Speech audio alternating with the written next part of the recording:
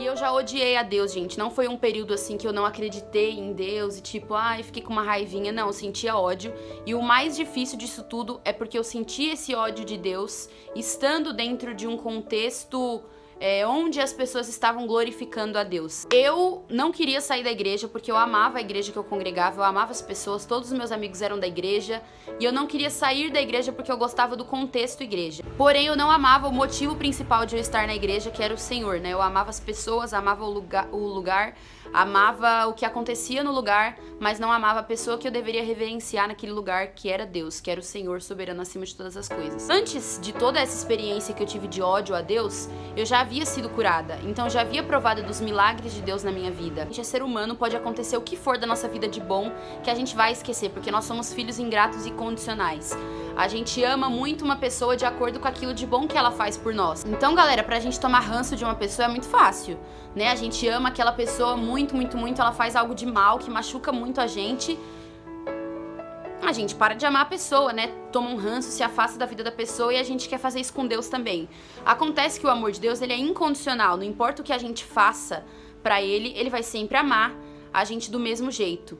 E o meu amor por Deus estava sendo muito condicional e não incondicional. Eu amava Deus pelas bênçãos que Ele podia me trazer, mas às vezes algumas perdas que aconteciam, eu não conseguia louvá-lo, não conseguia glorificá-lo através das perdas, porque o meu amor era completamente condicional, como eu falei pra vocês. Eu amava através de uma condição. Você me dá isso e eu te amo. Se você me tirar isso, eu já não te amo mais. E eu era nova, eu era adolescente e tal, mas eu sempre fui aquela pessoa, eu sempre falo assim no canal, eu sou inteligente, zoando com vocês, mas eu tenho uma racionalidade dentro de mim que todos os dias eu peço pra Deus tratar, eu peço pra Deus quebrar, que eu sou uma pessoa muito racional. Eu ajo muito pela emoção em muitos momentos da minha vida, mas no geral eu sou uma pessoa mais racional, eu ajo com a racionalidade e não com a emoção. Então até eu fico brincando com o Felipe, que o Felipe é o emocional do relacionamento e eu sou a racionalidade do relacionamento. Então acontece alguma coisa, o Felipe fica, não, mas tem que ver a situação, tem que analisar. Eu tenho uma veia mais incrédula ali dentro de mim que eu preciso quebrar isso todos os dias. E eu não falo isso com vergonha de que o meu amor era condicional, que eu odiei a Deus, porque essa ferida já foi cicatrizada. E hoje, em 2020, eu entendo que é algo que eu preciso quebrar todos os dias. Eu acho que muitas pessoas têm fraqueza na área sexual, por exemplo. Muitas pessoas têm fraqueza na área de roubar, né? Tipo, tem predisposição a cometer algum crime. Outras pessoas têm predisposição a fazer fofoca. Cada um tem um pecado que lhe atinge ali. E o meu pecado maior durante toda a minha vida foi lutar contra a incredulidade. Então essa sempre foi a minha maior luta. E aí quando meu irmão faleceu, antes do meu irmão falecer, eu recebi muitas profecias de várias pessoas falando assim pra mim, nossa, seu irmão vai ficar curado, ele vai voltar louvando, seu irmão vai... E assim, eu lembro exatamente das palavras das profecias, eu lembro exatamente de tudo que eu escutei das pessoas a respeito da cura do meu irmão. E eu enchi meu coração de ânimo, de fé, e eu não cogitava a possibilidade do meu irmão falecer. Gente, não cogitava.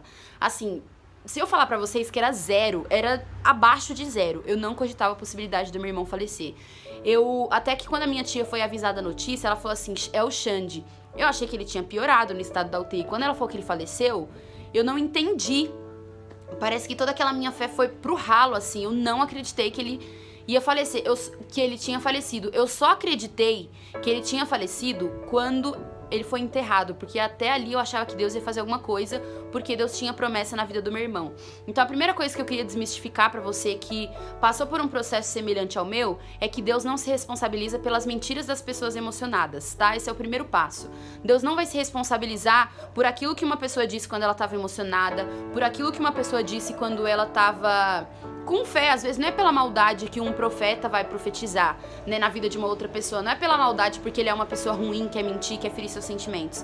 Às vezes ele crê na melhora daquela pessoa, né, ele tá com uma fé sobrenatural naquele milagre, e aí ele vai falar coisas boas pra você, só que aí ele fala em nome de Deus, o que não é certo. Então se a gente tá emocionado, não fala no nome de Deus, sabe? Fala assim, eu creio que seu irmão vai ficar curado, eu creio que seu parente vai ressuscitar, sei lá. fala no seu nome, não fala em nome de Deus, porque isso pode trazer sequelas muito grandes. Então esse é o primeiro adendo que eu vou fazer pra vocês, que Deus não se responsabiliza pelas palavras dos homens, tá? Deus se responsabiliza por aquilo que ele fala, Deus se responsabiliza por aquilo que ele designou e não por aquilo que homens tentaram manipular. E hoje, assim, gente, eu tenho 23 anos, eu entendo isso, eu sou mais madura hoje em dia pra entender que as pessoas falam em nome de Deus como se Deus tivesse falado quando Deus não falou, mas quando eu era nova eu não entendia. Eu achava que todo mundo que tava na igreja era um semideus, e meu Deus, a pessoa tá falando em línguas, pra mim é o mais crente da igreja. Eu baseava, como que eu posso dizer, a conduta de uma pessoa, se ela era crente ou não, no nível que ela falava em línguas, no nível que ela era usada por Deus. E não, gente, todo mundo peca, sabe? Hoje em dia eu tenho essa maturidade de entender isso, e naquela época eu não tinha. Então isso já favoreceu pra que o meu ódio de Deus começasse ali, porque eu acreditava que tudo que as pessoas falavam em nome de Deus era realmente Deus que tinha falado. E aí quando meu irmão faleceu e a minha tia trouxe a notícia, caiu por terra tudo aquilo que eu acreditava que tinha sido Deus que tinha falado. E eu já comecei a ver Deus como alguém que era mentiroso. Eu comecei a me envolver num ateísmo muito forte de tentar negar as evidências de Deus, tentar negar tudo aquilo que Deus tinha feito sobre a minha vida, e comecei a ter ódio mesmo, ter aversão a tudo que envolvia a Deus, mas continuava na igreja. Olha que loucura. E aí eu lembro que as pessoas profetizavam pra mim naquele momento e eu não acreditava mais em nada, não acreditava em nenhuma promessa sobre a minha vida. Eu acreditava que eu era capaz de fazer tudo por mim, que os meus sonhos só dependiam de mim, e comecei a ficar uma pessoa completamente irracional, sabe? Não dava zero lugar à emoção, e pra mim tudo era balela, tudo era mentira, e vivia assim por muito tempo na igreja. Meu irmão faleceu dia 2 de junho de 2014 e dia 2 de janeiro de 2015, 6 meses depois, exatamente no dia 2, 6 meses depois certinho, eu tive uma experiência sobrenatural com Deus. Eu lembro que eu tava sentada no meu quarto, escrevendo uma das listas que eu faço todos os anos de coisas que eu quero pro meu ano, e eu comecei a ver uma cena. E apesar de ser muito racional, eu acho que Deus fala assim: ah, você é racionalzinha assim? Então vou te mostrar evidências com coisas que vão além do seu entendimento. No dia 2 de janeiro de 2015, eu tava sentada no meu quarto, assim, né, igual eu tô aqui, perninha de índio, pensando, chorando, escrevendo a lista, e de repente eu me via como se eu estivesse numa casa, assim, enorme, uma casa com as portas de madeira, e tivesse uma janelona. Olha que... escutem essa visão. Aí tinha uma janela assim, e lá fora tava ventando muito, muito, muito, muito, muito nessa janela. Mas muito, gente, muito, muito, muito, muito mesmo. Tava ventando nessa janela, e na minha frente tinha um quebra-cabeças. Nesse quebra-cabeças, tava tudo lá nele. Tava os meus sonhos, tava os meus objetivos de vida, tava a minha fé, tava tudo nesse quebra-cabeça. Eu tava tentando montar, eu tava completamente perdida nessa visão. Completamente perdida nesse quebra-cabeças assim no chão.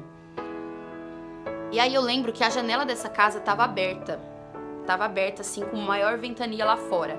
E aí todas as peças do quebra-cabeça começaram a voar naquela janela. Todas começaram a voar. Tipo, sair pela janela assim, sabe? Todas, gente, começaram a... E aí, galera, na hora que as peças começaram a voar, eu comecei a clamar a Deus pra que Deus trouxesse as peças de volta, pra que ele acalmasse aquela tempestade, acalmasse aquele vento que tava lá fora, né? E aí, na hora, a voz de Deus acalmou aquela tempestade e as peças foram voltando pro lugar e eu consegui montar o quebra-cabeças. Foi uma visão muito rápida, mas pra uma pessoa que não acreditava em Deus, de repente, ver uma coisa tão sobrenatural acontecendo naquele momento, eu lembro que é como se eu tivesse sido transportada para aquela cena, como se eu tivesse uma casa diferente ao meu redor. Eu me lembro exatamente dessa sensação e eu vendo aquele flash naquele momento. E aí naquele momento eu me prostrei assim, comecei a chorar. Eu lembro que eu já não tinha nem palavras para poder sentir raiva de Deus, porque aquele momento a presença de Deus me tomou de uma maneira sobrenatural, e naquela visão eu comecei a montar meu quebra-cabeça de volta, comecei a tentar montar. E a partir daquele dia, toda aquela racionalidade que tinha dentro de mim foi se quebrando.